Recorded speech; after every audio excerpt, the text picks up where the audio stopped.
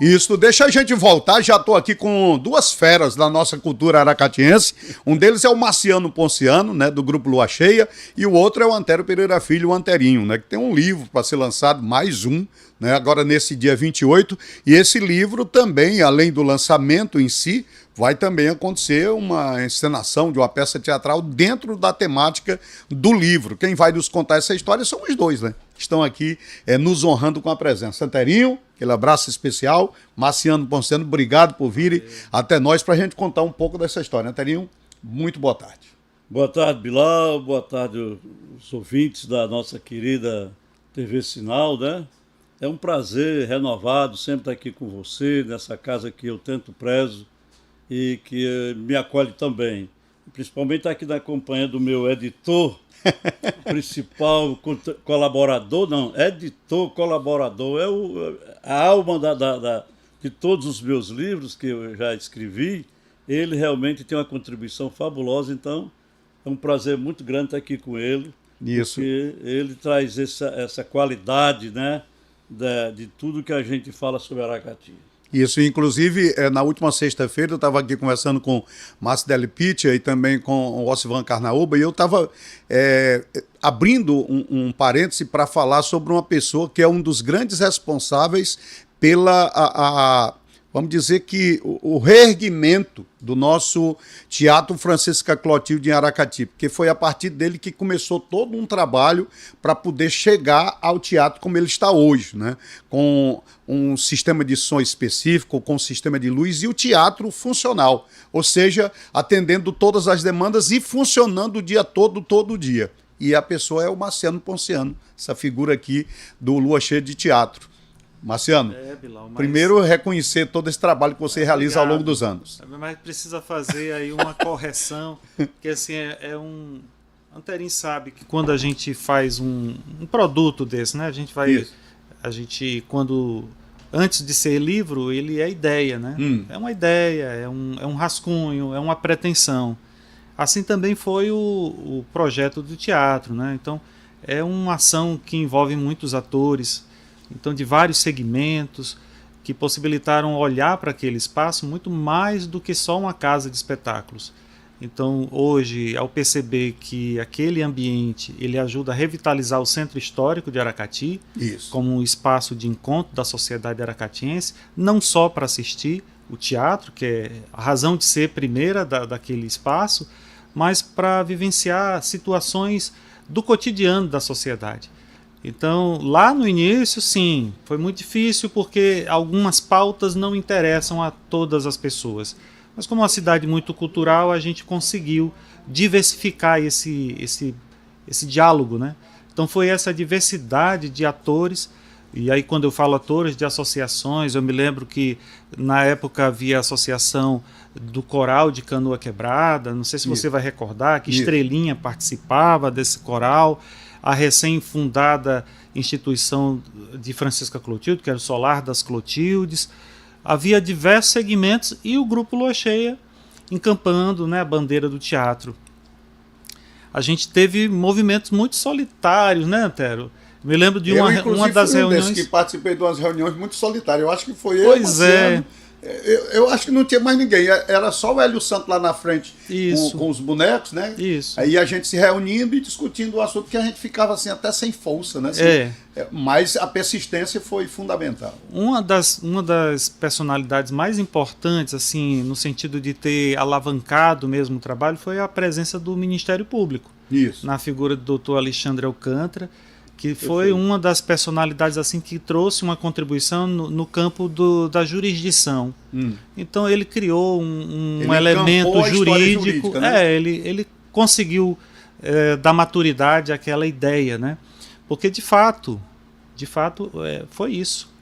Então juntou a própria vontade do Instituto do Patrimônio Histórico, que também esteve presente, e dizia, olha, nós temos muito interesse, agora não podemos seguir sozinhos, a gente precisa que isso seja um prédio da municipalidade. E não era de uma associação, né, do Círculo Operário São José, uma instituição particular, sem fins lucrativos, mas não pertencia à prefeitura. E um órgão federal como o IPHAN ele não faz investimento em órgão que não seja da municipalidade, de interesse público. E aí foi E é muito interessante o ressurgimento do Francisca Clotilde, né, o nosso teatro, porque havia uma grande rivalidade entre Aracati e Icó, desde o passado. Porque o Icó tinha um belíssimo teatro, que é o Teatro da Ribeira dos Icó. Foi idealizado, se não me engano, pelo Pedro Tebege, que morava no Icó, isso no século XIX. E o Aracati reclamava, os jornais da época, que o Aracati não tinha um teatro à altura do seu campo cultural, e que Icó tinha. Então, o Teatro Francisco Clotilde, como ele hoje está, resgatou, né, essa velha aspiração do povo de Aracati de ter seu teatro. E realmente nos orgulha muito, né, Marciano? Exato. O Teatro Francisco Clotilde é belíssimo e o povo do Aracati deve prestigiar. E ele está em plena atividade e é um local lindo, bonito para se mostrar Eu cultura. até fico pensando, todos esses movimentos culturais que há na Rua Grande hoje, sem o teatro e sem o museu. Exatamente. Eu acho até que o Seria, nosso teatro eles hoje... simbolizam isso, né? Eu acho que até o nosso teatro hoje está muito mais bonito do que o da Ribeira do Icó, né? É interessante, Biló, assim, como você está trazendo na pauta, né, desse Isso, encontro o Teatro Francisco Clotilde, dizer que também o Grupo Lua Cheia foi o primeiro a apresentar depois de feita a renovação daquele espaço. Isso. Nós nos apresentamos com o espetáculo Porque Adolfo Caminha. Então fomos convidados pela gestão, acho que na época era o Bismarck, né? E atendemos aquele convite porque essa é uma questão que a gente precisa colocar. O Grupo Lua Cheia é um grupo de teatro de rua. Isso. Então, digamos assim, se fosse na linha do interesse direto, o que menos utilizaria, digamos assim, aquele espaço seria o Grupo Lua Cheia, né? Então, Isso. assim, mas em nenhum momento, para nós, passou a ideia da irrelevância, ou seja, sempre foi muito relevante, dado esse diálogo que a gente faz com a história, com a memória. O Grupo Lua Cheia, desde o início, lida com essa materialidade no seu trabalho. É verdade. Já nós vamos falar do livro, né? Já a gente fala do livro, porque tem uma outra situação que eu inclusive coloquei para os meninos que eu estava citando na sexta-feira passada, dizer assim, uma coisa a gente precisa também resgatar. O pessoal de Marciano e agora me falhou, lá da coluna, que a gente acabou de citar, o artista, o mestre Hélio de Santos. Aqui eles fizeram umas peças de teatro de boneco. Eu nunca me esqueci. Fui ao Instituto São José e me emocionei, porque a gente imaginava assim, vamos lá, isso não tem nem graça. Vai ser um paninho, né? Aquele paninho com aqueles bonequinhos se apresentando. Rapaz, me sentei lá no auditório, meu filho Caio era pequenininho, eu, minha mulher e Caio pequeno. Até ele, criança, se emocionou ao ver a encenação daqueles bonecos lá no auditório do Instituto São José. Então aquilo ali a gente precisa resgatar, porque é histórico também. Né? É difícil fazer, mas... É um trabalho excepcional do mestre Hélio Santos. Viu? Verdade. Muito difícil, mestre. Mas assim, tem uma geração inteira que foi formada isso, naquilo ali. Com o teatro de bonecos. Eu conheço também várias outras pessoas que hoje constituíram família e que têm uma lembrança muito carinhosa dessa época do movimento de teatro de bonecos. Muito bom. E precisamos resgatar, se Deus quiser. Mas vamos conversar aqui sobre esse livro, Aracati, 1862, Cólera Morbo. Primeiro, eu teria que explicar o que é essa cólera morbo que aconteceu em Aracati, o que foi que aconteceu, para você retratar através desse livro, que está aí já editado, prontinho para ser lançado. Exatamente. A história do livro é o seguinte, Marciano, Bilal. Nos anos 90, né, Marciano? Houve um pequeno surto de cólera no Aracati. Isso. 91, 92, 93, por aí. E eu me interessei porque a minha geração e as pessoas mais velhas do Aracati têm uma recordação muito triste e meio assombrosa da história da cólera. Porque por mais de 100 anos, o terreno que ficava atrás da capela do cemitério de São Pedro ficou sem ser mexido, porque as pessoas diziam que ali tinham sido enterrados os coléricos, as pessoas que tinham morrido de cólera.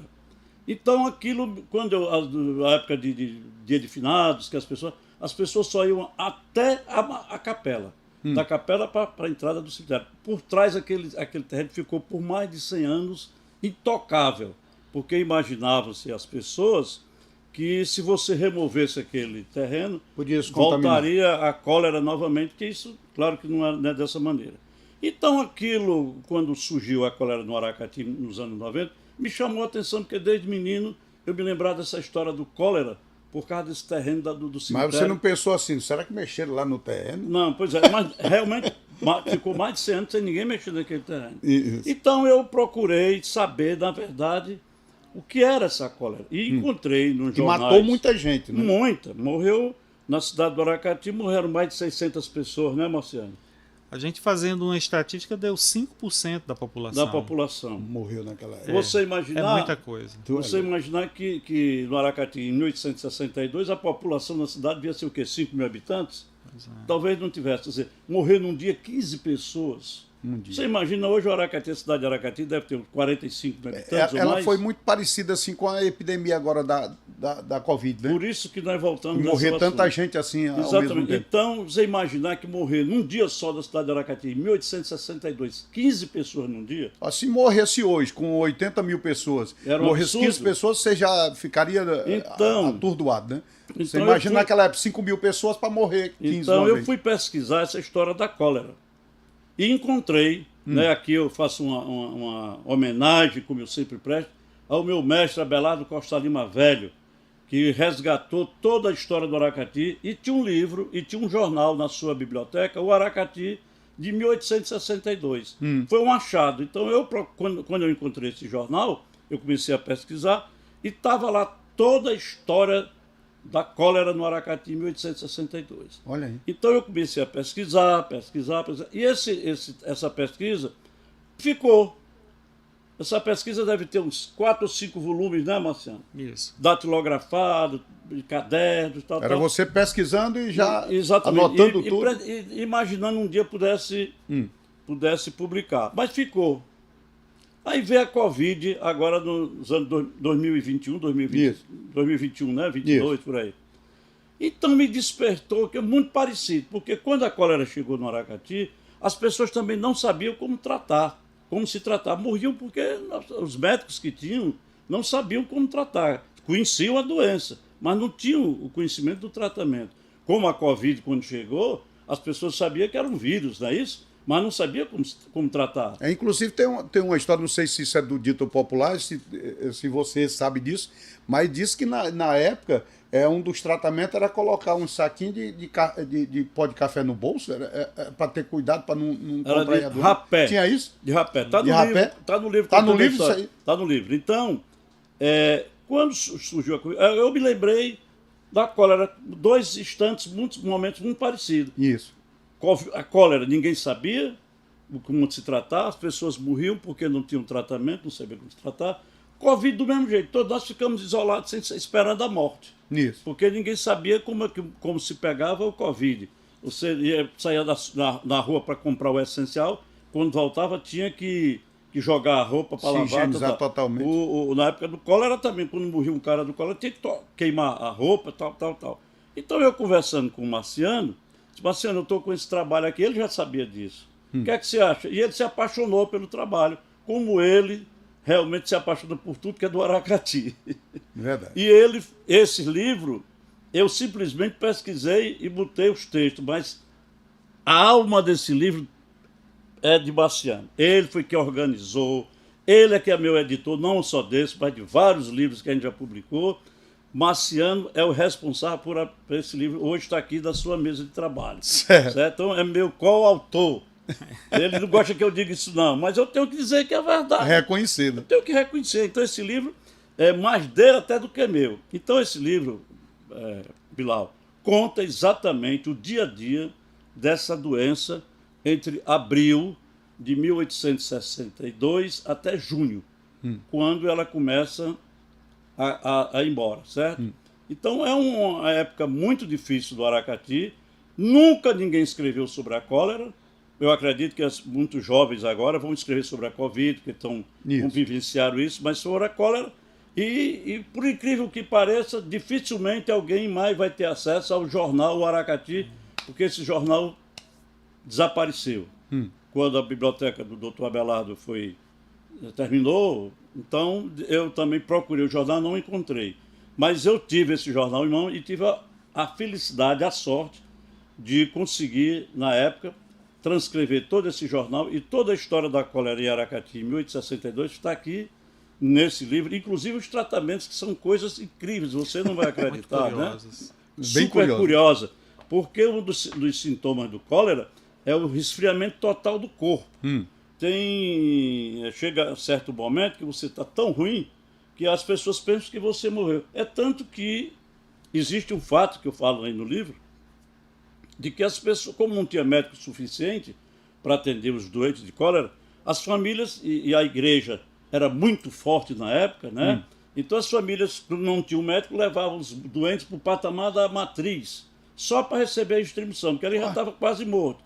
E o padre ficava, porque ele não podia atender a todos. Ele não podia visitar todo mundo. Todos, né? Então as famílias levavam os doentes para o patamar da matriz, e lá ele dava a distribuição, e ali eles eram conduzidos em redes, com a roupa do corpo, sem uma mortalha muito pobre, e serem enterrados em valas comuns no cemitério. Olha E só. acontecia que no dia seguinte, quando iam enterrar mais coléricos naquela vala que estava aberta, eles, quando jogavam o corpo dentro da vala, eles ouviam gemidos de pessoas que estavam lá dentro da vala. Quer dizer, muita gente provavelmente foi enterrado vivo.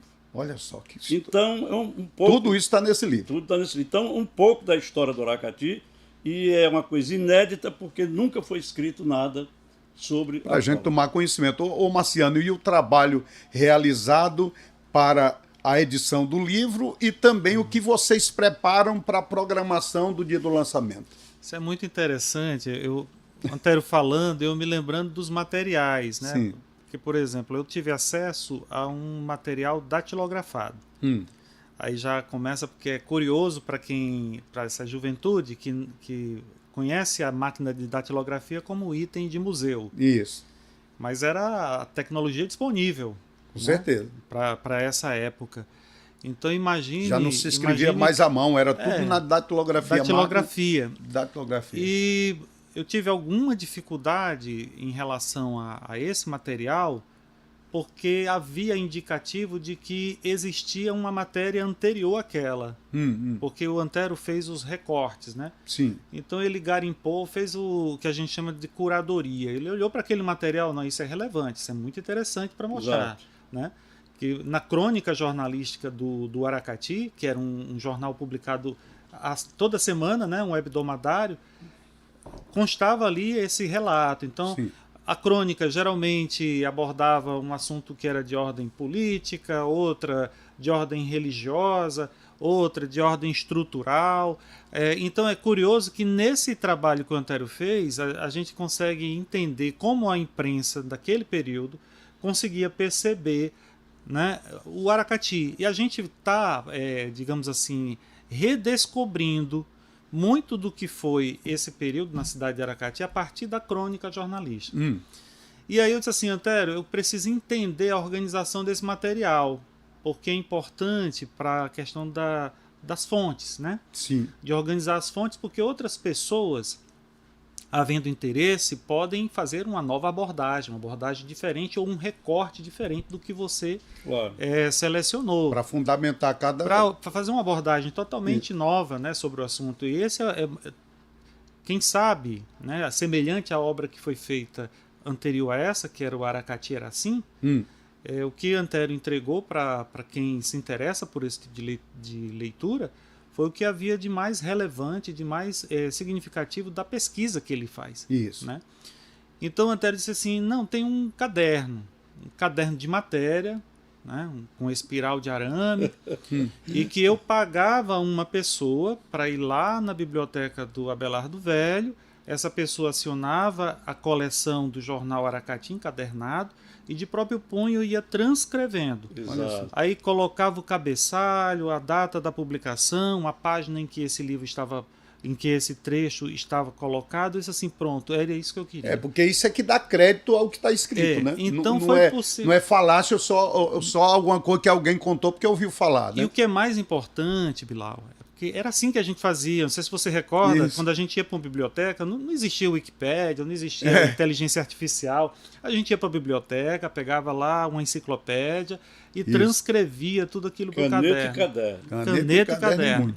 E paciência. Então, assim, nós estamos diante de um livro que parte de uma fonte primária. Sim.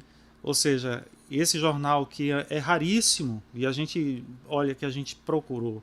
Eu encontrei algumas outras edições, mas desse período em que ocorre esse evento, eu ainda não consegui. Verdade. Infelizmente né? desapareceu. Então, assim, esse é um aspecto muito curioso do trabalho de Antero e a relevância dessa obra, porque ela possibilita, por exemplo, um redesenho para, inclusive, entender outras frentes de pesquisa ligado ao cotidiano da cidade, aos personagens, né? Alguns ilustres, outros anônimos, e que trouxeram uma contribuição muito grande para esse trabalho. E que a gente faz uma viagem no tempo, a gente volta no tempo, né? Total.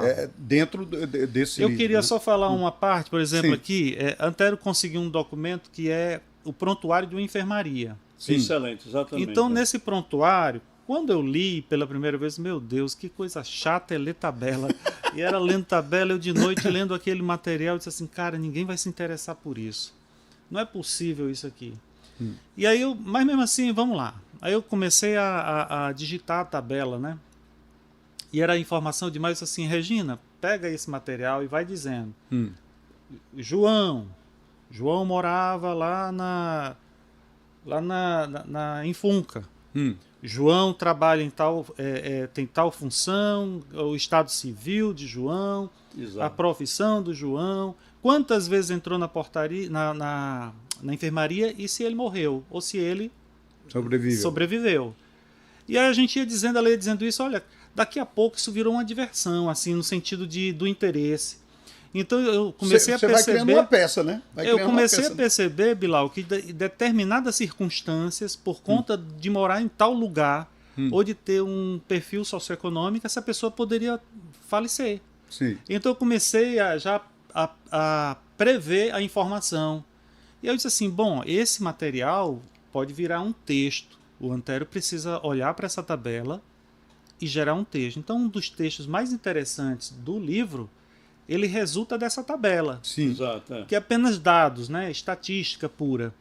E a gente chegou Tem os dados e transforma em narrativa. Pronto. E aí esse material, fica bem curioso, fica lá nos anexos, porque esse material é muito rico. Esse material, para um pesquisador, nas mãos de um pesquisador, é importantíssimo.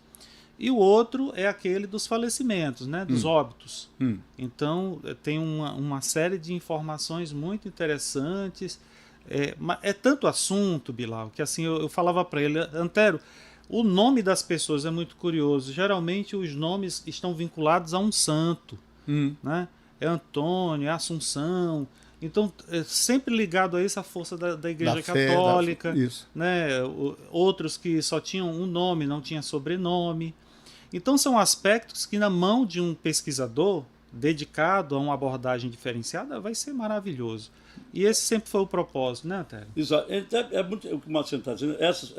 Inclusive, Bilal, tem um dos trechos aqui do livro, que você vai ter um conhecimento do que era o Aracati. Profissão, onde morava, o que é que fazia, se era casado. As pessoas vão ter uma noção do que era a sociedade do Aracati, como era a parte política, a parte cultural, a parte educacional. Tudo. Né? Exatamente. Você vai ter aqui as tabelas com os obituários das pessoas que foram sepultadas no cemitério de São Pedro.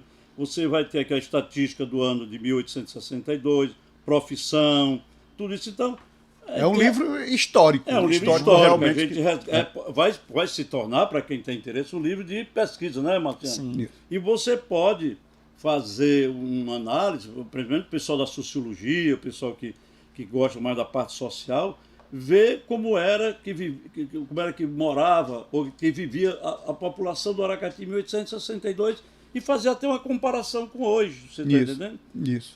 Você vai ver também dele a atuação das autoridades diante de uma para enfrentar de uma cólera. Nós tivemos aqui, você sabe que na Covid foi preciso que todas as autoridades de nível federal, estadual, municipal tomassem a frente, porque era uma mobilização total. Né? E também havia aquela pergunta, ou você ficava em casa ou quebrava, né? Na parte do comércio. Então, no cólera, essa parte que o governo federal e o governo municipal fecha tudo o comércio, isola as pessoas, muita gente era contra. Mas a Câmara Municipal e a imprensa do Aracati na época porque na época não existia o cargo de prefeito. Isso. Quem fazia a função de prefeito era o presidente da Câmara. Então a Câmara Municipal de Aracati, em 1862, e a imprensa, o jornal Aracati, foram essenciais para deliberar a cólera no Aracati. Conseguir fazer a difusão da informação. O editorial do Aracati, ele, na verdade, foi provocador de grande parte das tomadas de decisão que surgiram, inclusive levando a conhecimento da população de modo geral questionamentos sobre comportamento de alguns segmentos da sociedade. Isso. Tanto ligado à questão da alimentação, me veio agora aquele cenário do mercado público de Aracati, exatamente, em que o jornal descreve isso como havia falta de higiene, como não se sabia a procedência daquele alimento que estava sendo consumido e nem o zelo necessário para vender aquilo com qualidade. A procedência em termos de saúde, né? O cuidado com o matadouro, né, Marciano? O cuidado com o matadouro. Então, tudo isso consta aqui. Mas, Marciano, durante o lançamento, além do autógrafo, do Antero, para as pessoas presentes... o resto da resposta. Aí vocês também farão a apresentação de uma peça baseada no livro, é isso? Essa é uma característica muito presente no trabalho do Grupo Lua Cheia. A gente sempre se vinculou muito à literatura, porque lá no início, quando eu fui convidado a fazer parte do Grupo Lua Cheia, lá em 1990, eu já militava na poesia, né? Isso. Então, assim, eu sempre tive interesse em divulgar a literatura que eu produzia.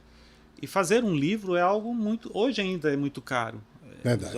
É uma empreitada que você tem que ter fôlego para dar conta, né? Porque você não pode fazer de qualquer jeito, Bilal. Você tem que deixar, na verdade, como uma carta para a posteridade, né? Ou seja, as pessoas talvez não tenham compreensão agora, mas outras gerações podem fazer usufruto dessa obra. Ela precisa estar bem cuidada. Ela marca. Né? Então, é comum a nossa participação, por exemplo, em lançamento de livros. E esse não é um gênero dramático, né? Nem é um gênero literário. Essa é uma escrita acadêmica, né? Uma escrita mais tratando do texto sob o ponto de vista, e o viés é histórico. Então eu olhei para o livro muito mais pensando nos personagens que habitam essas narrativas que são históricas. As pessoas simples, as pessoas da sociedade, que estão permeando as entrelinhas dessa história que o Antero vai contando, né? Então pensei, tal qual que nós fizemos na parceria da Histórias de Assombração, uma releitura, ou seja, a gente está chamando nem uma leitura, é uma releitura dramática. Nós vamos colocar alguns atores para vivenciar uma possibilidade da sociedade, ou seja, como essas pessoas, o que elas pensavam naquele período. Então a releitura dramática que a gente criou para acompanhar os lançamentos, porque esse é o lançamento, digamos assim, de início dessa temporada de lançamentos que a gente vai seguir, né? Se Deus quiser. Deixa eu mandar aqui um abraço a Silvaniso Ponciano, você conhece essa aqui? Conheço demais. Duas celebridades aracatianas, Antero Pereira Filho e o Marciano Ponciano. Será uma noite memorável, né? É irmã do nosso querido Marciano, né? Professor, inclusive, lá do Instituto São José. Otinha também está aqui, estou ligado no programa, o programa está muito legal com esses dois que o Aracati, parabéns, viva para eles, né? E a Regina Cardoso está aqui mandando um abraço, parabéns ao Anterinho, Marciano, por nos proporcionar o resgate da nossa história, né? O pessoal reconhecendo aí o trabalho e com certeza a presença de cada um de vocês no lançamento será fundamental para lisonjear ainda mais esse trabalho magnífico que eu não tive acesso ainda, mas já estou tendo mais ou menos ideia do que está contido aqui, mas a gente está fazendo apenas alguns recortes que é para as pessoas terem o prazer de poder ler o livro por completo e absorver toda essa história contada a partir desse ano de 1862. Tem uma coisa que eu gostaria de destacar, Sim. que é um projeto dentro do projeto, né? Sim. Lá no início, quando nós fizemos essa parceria, a gente não tem um trabalho direto com o livro, mas com a divulgação do trabalho que foi Histórias de Assombração. A gente está lá na base com o Anterinho, inclusive o Anterinho ficou meio melindroso, não, o pessoal está esperando de mim um livro sobre história do Aracati, aí lá vem eu contando história de assombração. Eu disse assim, você pode talvez não ser lembrado pelo livro de história, mas das histórias de assombração você não será esquecido. Não será esquecido. E, de fato, acabou acontecendo isso, né? Todo mundo quer o livro de História de Assombração do Aracati. Já vai na segunda edição, né? Inclusive, eu tinha 2. E perdeu os 2, certamente. Me levaram todos os 2, pediram emprestado, até hoje não me devolveram. Virou uma espécie de patrimônio, né? Isso. Patrimônio cultural da cidade. Então, lá desde essa parceria, a gente começou a perceber, Antero, vamos começar a tentar trazer as narrativas que ficaram perdidas, porque assim, os jornais, que é a principal fonte de pesquisa do Antero, os jornais trouxeram uma contribuição gigantesca, há muito material para ser trabalhado, né, para ser pesquisado, para ser estruturado. E aí a gente disse assim, vamos fazer algumas publicações desse período em que não havia mais jornal, e que a gente precisa trazer a narrativa da oralidade das pessoas que vivenciaram, que são elementos importantes para essa construção da narrativa, porque nada disso foi escrito, né? Isso. Aí nasce a Ponte Juscelino Kubitschek, que foi a parceria que fez nascer o selo Terra Aracatiense, que é um projeto editorial, no sentido para dar visibilidade, para dar vazão a esse tipo de pesquisa. Na verdade, não é uma editora como tem a Companhia das Letras, que tem recursos, que tem estrutura para isso. É um projeto, é uma ideia, na verdade. Mas é uma editora. Mas quem sabe daqui a pouco tenha também, né? É uma ideia no sentido de viabilizar esse pensamento. Então, o livro Aracati 1862, ele nasce dentro dessa mesma ideia, né, de trazer para esse selo aquilo que importa para a história do Aracati, que vale a pena as pessoas conhecerem. E tem outros projetos já, né, Antero? Tem outros projetos já engatados. O Antero está danado para publicar livros, né? Então a gente começa lá, o Antero começa lá em 1990. Isso. E ele não relatou uma coisa que foi o seguinte, ele foi convidado para ir às escolas. Em 90, eu era aluno ainda, né? E eu me lembro muito bem do Antero visitando as escolas para levar essa formação. Então era uma espécie do dia D sobre a informação sobre aquele momento que estava vivendo. Fazendo só um adendo aqui às palavras do Marciano, que realmente nesse período dos anos 90, que eu andei pelas escolas, e a convite do meu amigo, saudoso amigo, doutor Antônio Rodrigues Uchoa, na época que ele era secretário de Saúde, era Marciano. Então ele teve um cuidado muito grande de divulgar, de levar para as escolas, para todos os lugares públicos, o cuidado que se deveria ter com a higiene, com a água, que é o transmissor, principalmente a água, de água insalubre, né, da cólera. Então esse livro eu fiz dedicado a ele. Né? Então esse livro, eu dedico esta obra ao amigo, ao médico e ao cidadão Antônio Rodrigues Uchoa pela dignidade de sua existência. Então esse livro é dedicado, esse livro que é meu e do Marciano, é dedicado ao Antônio Rodrigues de todos nós, né, Antônio? Eu acho que as pessoas tomam para si também, não é? Se Deus quiser. Agora, Bilal, a importância de se escrever um livro sobre Aracati. Você sabe que há um interesse muito grande sobre a história do Aracati. Pouco pelos aracatenses por causa da dificuldade das fontes primárias, que são jornais, livros. Pouquíssimos livros foram escritos sobre Aracati. O livro básico, quase didático, que se escreveu sobre Aracati foi o Terra Aracatiense do Dr. Abelardo Costa Lima, em 1942. De lá para cá não se escreveu mais nenhum livro didático sobre Aracati. Por causa da dificuldade, como o Marciano, que é editor, sabe muito bem de se publicar o livro. Então, a publicação de um livro desse traz uma curiosidade enorme para os aracatenses que gostam de história, e principalmente para historiadores já renomados. Olha, Aracati é palco, é objetivo de pesquisa, de mestrado, de doutorado, de grandes historiadores. Isso. O Aracati, quase todos os meses, vem gente aqui no Aracati pesquisar sobre o Aracati e para fazer sua tese de mestrado. São vários. Então um livro desse não é então, só... Ele chegou aqui no Aracati e tem uma dificuldade imensa, porque não encontra o material para pesquisar. Aí vão ter que ir à Biblioteca Nacional, o Arquivo Público, o Arquivo Particulares, coleção de jornais, quer dizer, porque nossa cidade não tem as fontes primárias. Aí você pergunta, por que não tem fontes primárias?